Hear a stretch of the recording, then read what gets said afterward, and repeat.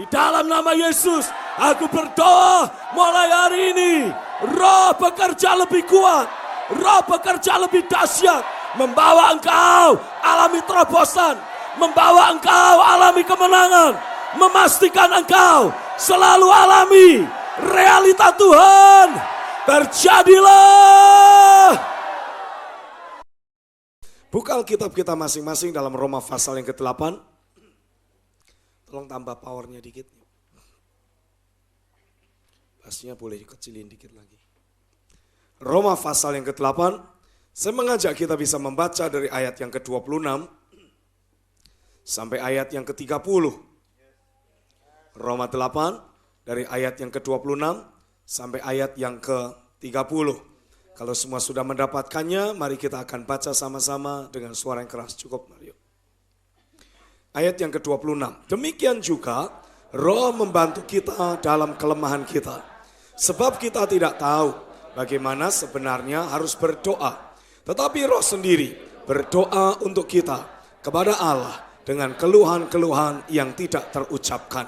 Dan Allah yang menyelidiki hati nurani mengetahui maksud Roh itu, yaitu bahwa Ia sesuai dengan kehendak Allah berdoa untuk orang-orang kudus.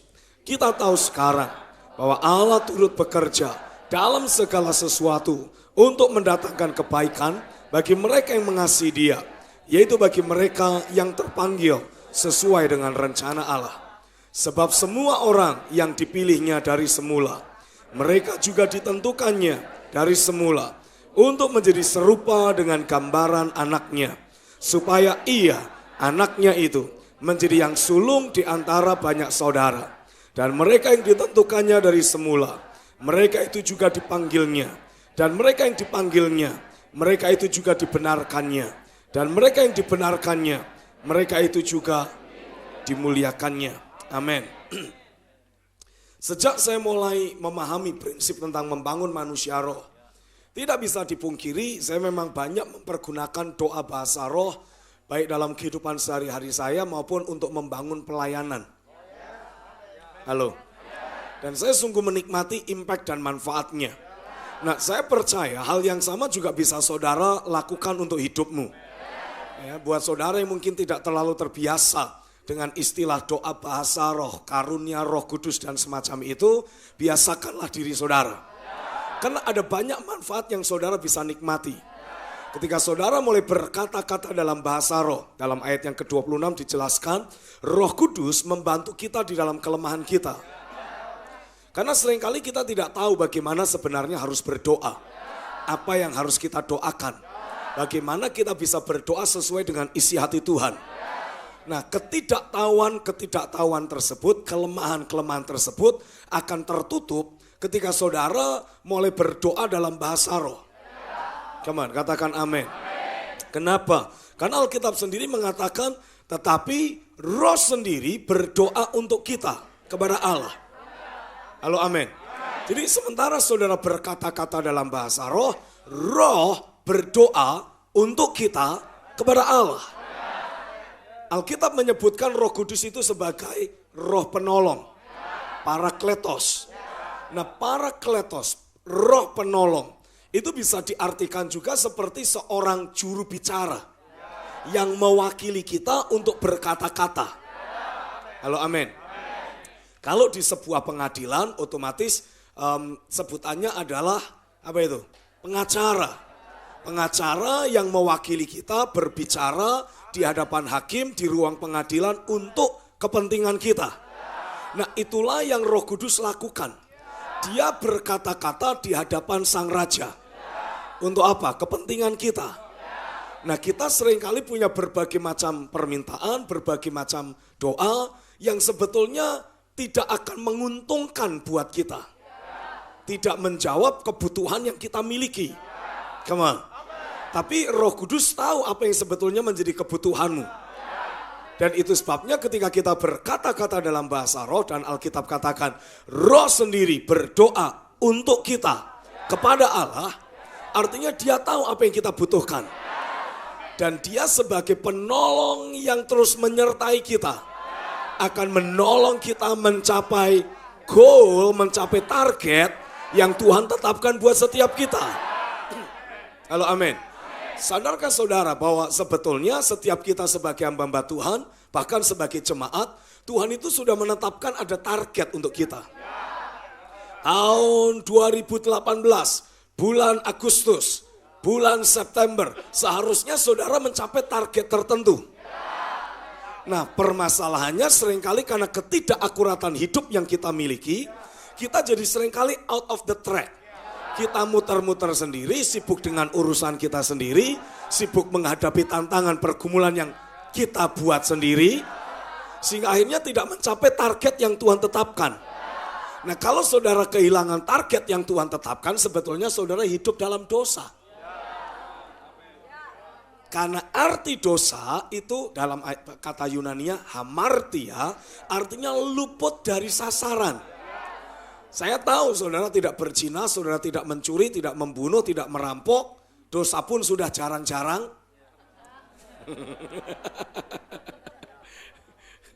Ngomong enggak, rasanya terlalu super. Jadi ya ngomong jarang-jarang aja deh.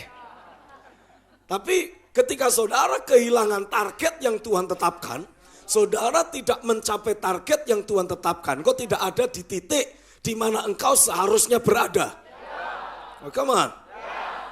Engkau tidak ada pada standar rohani, posisi rohani yang seharusnya engkau ada di sana. Yang ditetapkan oleh Tuhan. Apa yang terjadi? Dosa. Hamartia, luput dari sasaran. Ada orang di sini.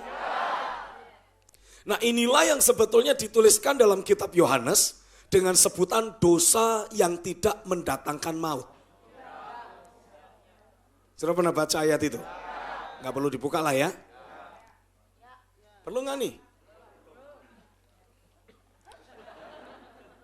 Oke lah, buka Alkitabnya. Batasi Roma 8, kita nanti akan balik lagi.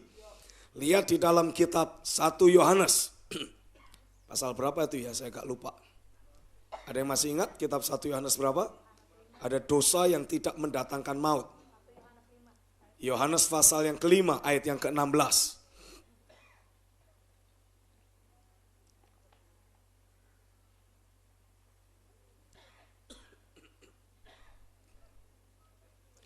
Coba kita baca dari ayat yang ke-14. Dan inilah keberanian percaya kita kepadanya. Yaitu bahwa ia mengabulkan doa kita. Jikalau kita meminta sesuatu kepadanya menurut kehendaknya. Makanya Roh Kudus selalu berdoa untuk kita. Apa tujuannya? Supaya setiap doa yang dinaikkan pasti dikabulkan. Pasti dijawab dengan segera. Kenapa? Karena kita berdoa menurut kehendaknya. Ya. Dan jikalau kita tahu bahwa ia mengabulkan apa saja yang kita minta, maka kita juga tahu bahwa kita telah memperoleh segala sesuatu yang telah kita minta kepadanya. Katakan amin.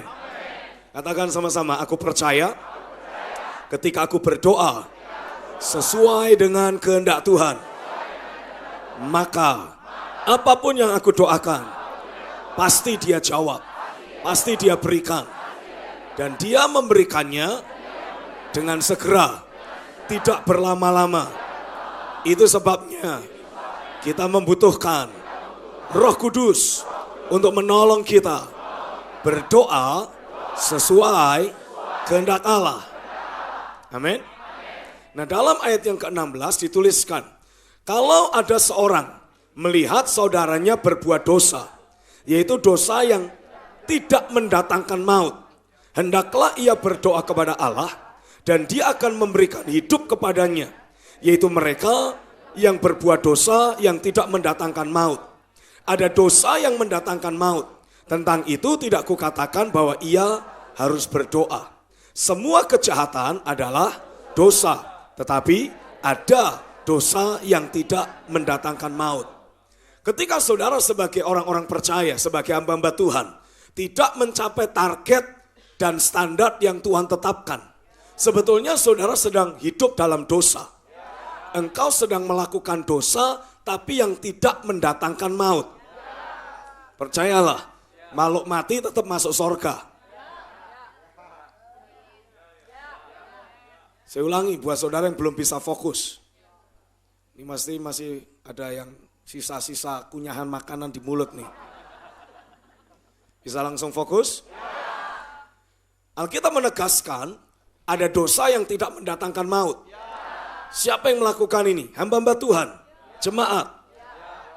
Yang tidak hidup dalam standar yang Tuhan tetapkan.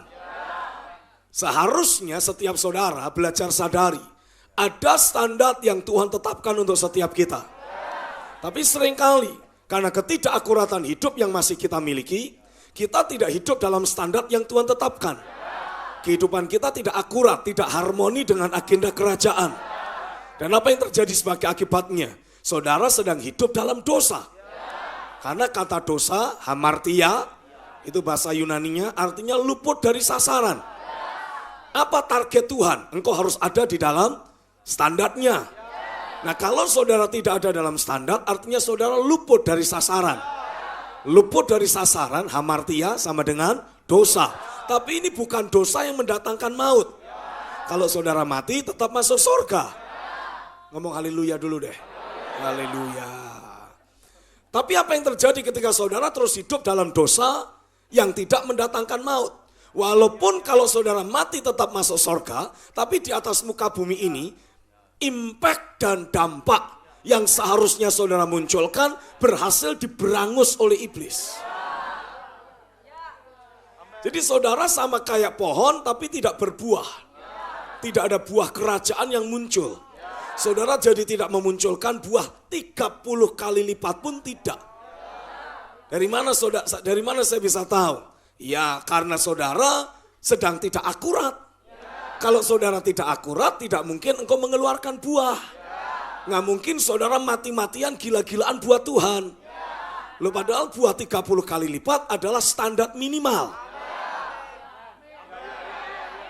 Halo amin. Itu adalah standar minimal yang seharusnya kita semua miliki.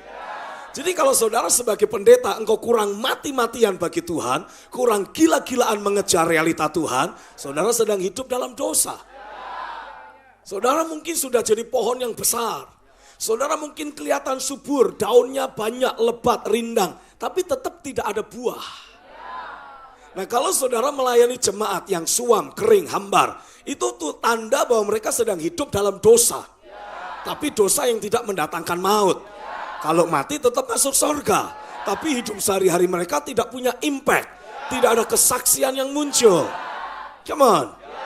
Dan ketika hal itu terus dibiarkan berlarut-larut, otomatis tidak membawa manfaat apapun dalam rumah Tuhan. Bagi kerajaan surga. Yang terjadi seringkali jemaat yang hidup dalam dosa tidak mendatangkan maut ini justru merepotkan buat kita. Menjadi beban tambahan buat kita. Halo amin. Ini sama kayak kuda mogok atau bahkan kuda mati. Disuruh gerak nggak bisa, diajak bicara susah, tapi terus nongkrong di kursinya. Ada orang di sini? Nah, kalau saya ajak untuk kita mengevaluasi dan mencoba mengingat, mengimajinasikan muka dari jemaat kita, kira-kira berapa banyak yang muncul di imajinasi kita? Mereka yang sebetulnya punya potensi besar untuk menjadi garam dan terang dunia. Oh come on. Tapi sama sekali tidak bisa berfungsi menjadi dampak memberi pengaruh di tengah-tengah masyarakat. Nah kalau seperti itu kita terus biarkan di tengah jemaat, cilaka kita. Betul nggak kira-kira? Nah biasanya hal itu terjadi disebabkan karena sebagai pemimpin kita sendiri tidak akurat. Nah itu sebabnya saya mendorong semua saudara, ayo pastikan. Kita sebagai hamba-hamba Tuhan, kita mulai pergunakan akses ilahi yang Roh Kudus berikan kepada kita untuk bisa kita pergunakan langsung ke ruang tahta. Sering-seringlah doa bahasa roh dan pastikan saudara berdoa dengan segenap hatimu. Doa sambil engkau dengarkan dirimu sendiri berkata-kata dalam roh. Doa sampai engkau merasakan adanya dinamika dalam batinmu. Doa sedemikian rupa sampai saudara terima impresi dari sorga. Halo amin. Ketika saudara terima impresi dari surga, perkatakan itu. Hey, come on. Saudara sedang membangun logika ilahi dalam hidupmu. Engkau sedang mulai mengakses pikiran Kristus dalam diri saudara untuk hidup saudara. Halo, amin. Sehingga sebagai akibatnya, kembali ke Roma pasal yang ke-8, nanti kita akan lihat ulang kitab 1 Yohanes pasal yang ke-5, karena saya mendapati ada sesuatu yang penting di sana yang perlu kita sama-sama pahami dan pelajari. Tapi coba lihat terlebih dahulu kitab Roma pasal yang ke-8.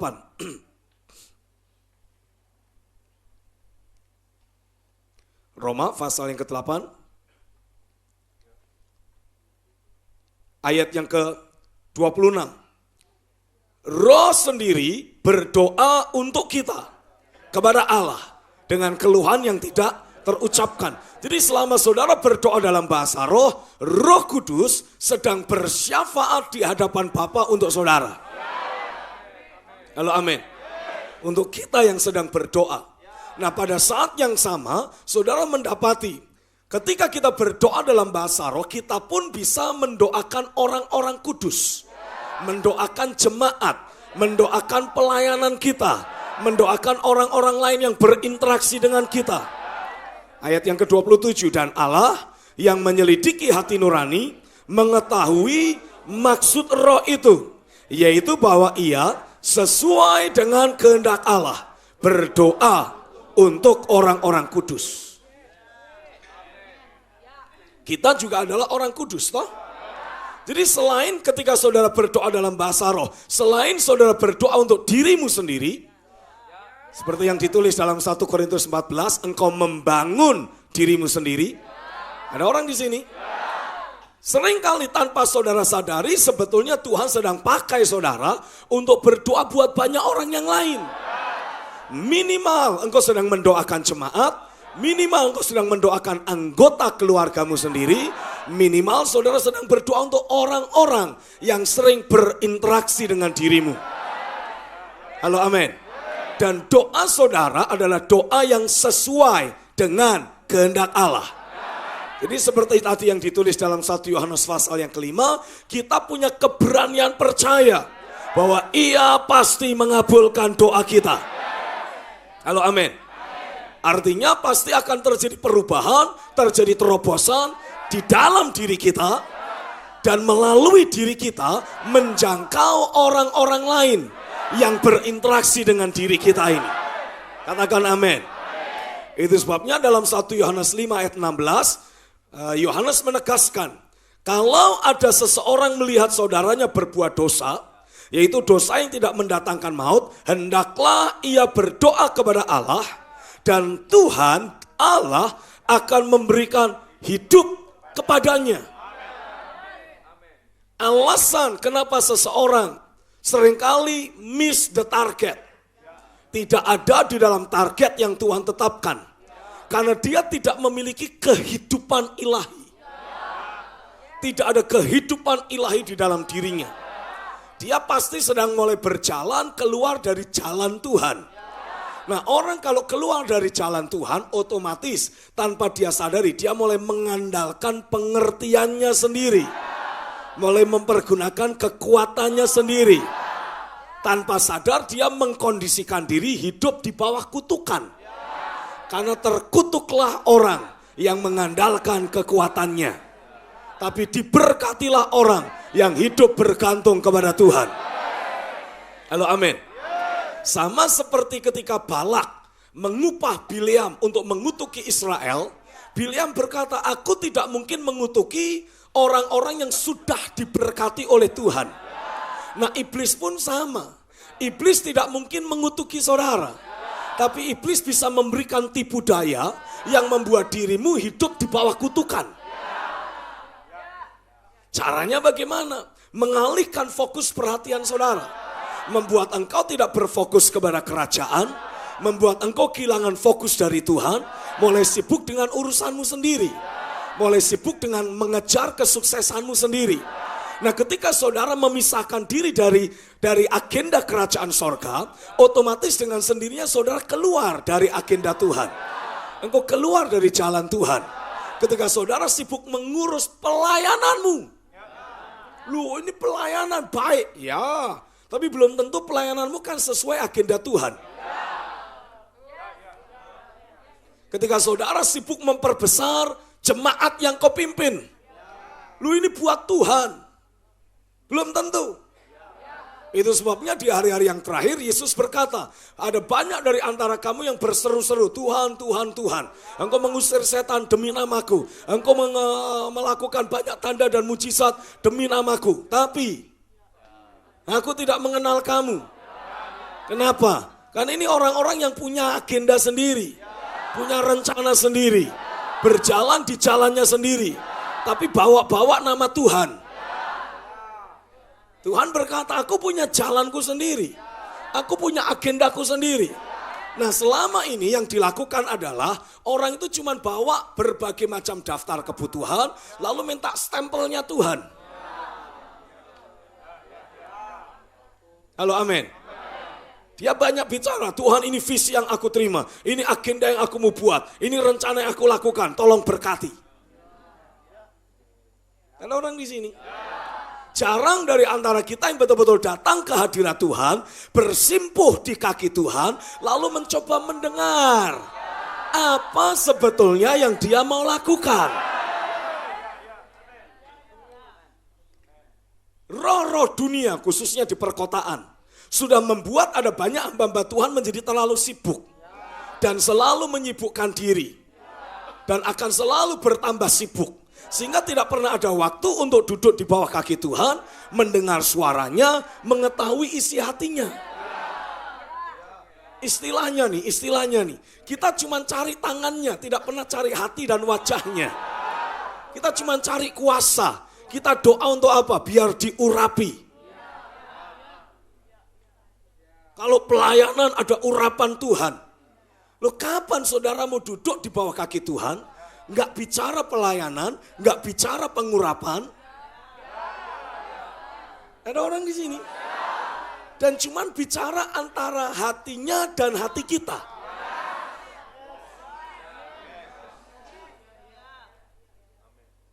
Hanya segelintir hamba-hamba Tuhan yang betul-betul hidup dalam targetnya Tuhan.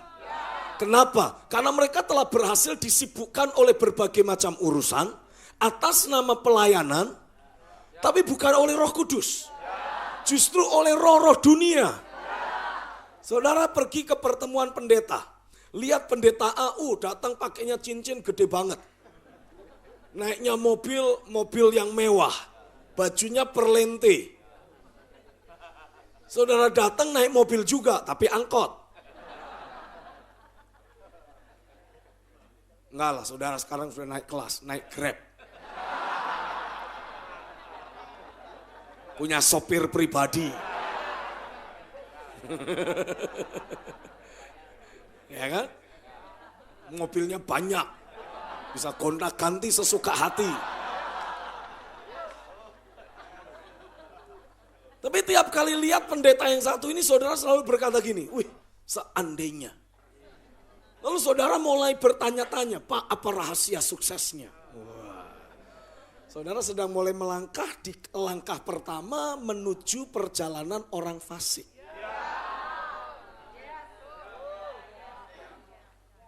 Ini jejak kaki pertama ini, langkah orang fasik ini. Berapa banyak dari saudara yang tanpa engkau sadari, engkau jadi kepengen meraih kesuksesan, keberhasilan seperti yang pendeta-pendeta lain alami. Jemaat banyak, gereja gede, AC-nya sejuk. Kan kadang kalau di gereja kita pasang AC juga tetap panas. Karena ruangannya gede, AC-nya cuma satu. Tapi cuma itu yang baru bisa dibeli. Lalu kita jadi kepengen itu semua. Sadarkah saudara, Tuhan punya jalan kesuksesanmu sendiri.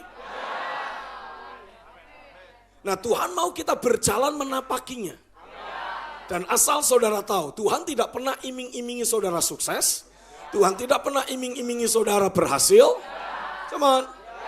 Dari awal Yesus berkata, kalau you mau ikut aku harus sangkal diri pikul salib. Walaupun ujung-ujungnya kalau saudara sangkal diri pikul salib, tahu-tahu saudara nggak sadar, loh baju kok udah bagus. Wih jariku penuh aki.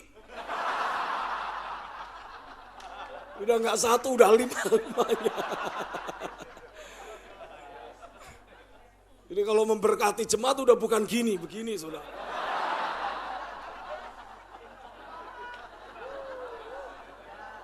Nggak cuma dicari, ada satu yang gede di sini saudara. Tapi tanpa saudara sadari, Tuhan sudah angkat saudara naik. Nah kalau yang lain bergumul untuk naik, kalau saudara mengikuti jalan salib, engkau mengikuti tuntunan roh, saudara tahu-tahu ada di atas tanpa engkau sadari. Tapi berapa banyak hamba-hamba Tuhan yang seperti itu? Hanya segelintir. Berapa banyak yang terus ngiler-ngiler lihat pendeta lain yang lebih kaya, lebih sukses. Lebih banyak. Artinya ada banyak orang tanpa sadar hidup dalam dosa, walaupun tidak mendatangkan maut. Hidupnya tidak punya impact, hidupnya tidak punya dampak. Kenapa? Berhasil ditipu oleh si jahat untuk berjalan keluar dari kehidupan. Come on. Mereka tidak lagi berjalan dalam kehidupan ilahi.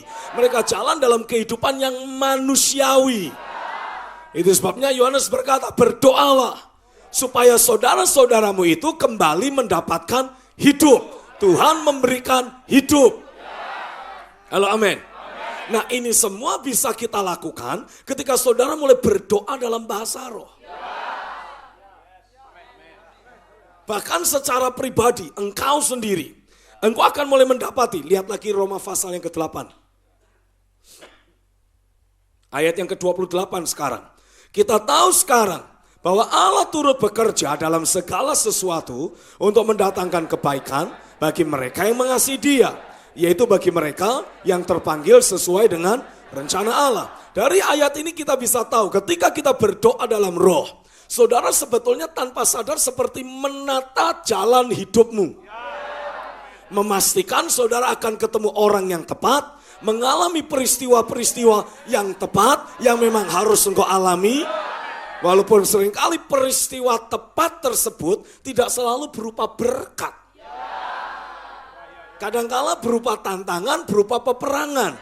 Tapi terlepas dari apapun sebutannya, positif ataupun negatif, tetap dalam kendali tangan Tuhan. Tuhan secara pribadi yang terus mengontrol, mengendalikan situasi keadaan dalam hidupmu, sehingga engkau selalu memunculkan impact. Kapan lilin jadi berguna? Ketika ada kegelapan. Kapan terang jadi bermanfaat? Ketika di tengah kegelapan. Betul, amin. Jadi kadangkala ketika saudara berdoa, Tuhan jadikan aku lilin-lilin yang besar. Nggak mau lilin kecil terus. Imannya agak numbuh dikit. Yang lain mungkin berdoa, buat aku bukan lilin besar, obor ya Tuhan. Nah, tapi mau obor, mau lilin, berguna ketika ada di tengah kegelapan. Nah kadangkala Tuhan sengaja menuntun saudara melewati lembah kekelaman. Tempat-tempat yang gelap. Apa tujuannya? Supaya saudara menjadi nyala terang. It's okay. Allah turut bekerja dalam segala sesuatu. Untuk apa? Mendatangkan kebaikan. Ini bisa menjadi dasar untuk saudara terus bersyukur dalam segala hal. Halo, amin. Ketika saudara tegak, saudara bersyukur. Agak bungkuk dikit, bersyukur. Ketika saudara tengkurap, bersyukur.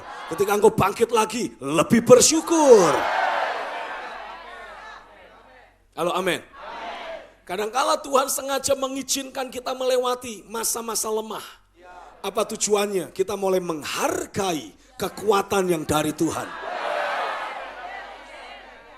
Dan kita bisa berempati ketika ada orang lain sedang mengalami kelemahan. Kalau saya tidak pernah merasakan kelemahan, maka ketika saya mendapati ada orang lain lemah, saya terus membangun manusia roh, kuat perkasa, tidak pernah mengalami kelemahan. Ketika saya mendapati ada orang lain lemah, saya gampang judge dia. Saya gampang bisa berkata, dasar kamu males bodoh, wah kutuk jadi tokek. Gampang sekali. Tapi ketika saya pernah merasakan kelemahan, walaupun aku sudah praktek membangun manusia roh, aku mengalami kelemahan. Aku bisa mulai belajar merasakan orang lain, berempati terhadap orang lain. Halo, amin. Dan ketika aku kuat dan perkasa, aku menghargai kekuatan yang Tuhan beri. Saya menghargai orang lain yang mungkin masih dalam kelemahan. Bukan tangan saya bukan lagi untuk menuding dia, tapi saya bisa pakai tangan saya untuk mengangkat dia. Nah, saya yakin hal yang sama Tuhan lakukan atas saudara. Tapi pastikan saudara terus mengikuti dan melekat, berjalan bersama dengan rohnya. Hari ini saya berdoa biarlah dari sejak sekarang tangan kuasa Tuhan akan terus bekerja kuat dalam hidupmu. Saya berdoa kuasa Roh Kudus akan terus menyertai saudara. Dan secara pribadi engkau memiliki hati untuk terus memegang tangan rohnya. Aku berdoa biarlah realita Roh Kudus sebagai satu pribadi yang selalu menyertai, selalu menolong, selalu menguatkan, memberi arahan, semakin nyata terjadi dalam hidupmu, datang dalam hidupmu, semakin nyata terjadilah. Yang percaya katakan amin. Karena saya mau setiap kita, ayo pastikan kita terus mulai pergunakan senjata rohani ini. Halo, amin. Dalam kitab Efesus pasal yang ke-6, Paulus memberikan penegasan. Terimalah ketopong keselamatan dan pedang roh. Lewat apa? Lewat doa yang tak berkesudahan. Ketika saudara doa dan terus doa dalam bahasa roh, apa yang terjadi? Secara spesifik ada ketopong keselamatan. Apa itu ketopong keselamatan? Helm. Untuk apa? Menjagai pikiran. Sehingga pikiran saudara terus tertuju hanya kepada Tuhan. Pikiranmu terus tertuju kepada penggenapan rencananya. Pikiranmu tidak terdistract oleh yang lain. Halo, amin. Engkau akan bisa mulai mendapati pikiranmu terjagai. Fokus hanya kepada Tuhan. Fokus hanya pada firman. Fokus hanya pada penggenapan rencana Tuhan. Come on, yang setuju katakan amin. Dan selama saudara bisa jagai pikiranmu, iblis tidak punya peluang untuk mengganggu, merusak, menggoncangkan hidup saudara. Kenapa? Karena di pikiran inilah medan peperangan kita. Kalau di pikiran kita, kita sudah meraih kemenangan. Menaklukkan iblis di luar sana adalah sesuatu yang sangat mudah. Terimalah ketopong keselamatan dan pedang roh. Dengan pedang roh yang ada, kita bisa melawan balik musuh. Kita bisa babat pekerjaan iblis. Kita bisa patahkan, hancurkan segala aktivitas kegelapan. Di dalam nama Yesus, aku berdoa mulai hari ini, roh bekerja lebih kuat. Roh bekerja lebih dahsyat, membawa engkau alami terobosan, membawa engkau alami kemenangan, memastikan engkau selalu alami realita Tuhan. Terjadilah. Amin. Yang membuat kita berbeda, katakan, yang membuat aku jadi berbeda adalah adanya realita Tuhan dalam hidupku. Terimalah realita Tuhan atas kehidupanmu. Di dalam nama Yesus, mulai hari ini, Roh Kudus akan terus nyata, bertambah nyata, semakin nyata, menguasai pikiran dan hatimu, mencengkeram kehidupanmu, sehingga engkau alami hidupmu dibedakan, hidupmu diistimewakan. Terjadilah.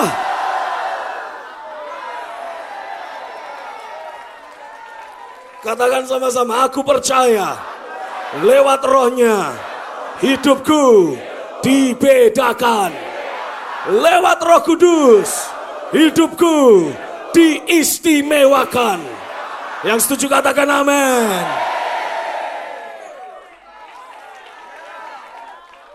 Amin. Karena saya mau semua saudara, ayo terus belajar. Praktekkan prinsip firman yang ada. Doa dalam roh, doa agresif. Come on, rasakan dinamika rohani yang ada di dalam dirimu. Ketika saudara bisa merasakan dinamika roh yang ada, deklarasikan, ekspresikan doamu. Terima impresi, perkatakan itu. Terus doa bahasa roh lagi.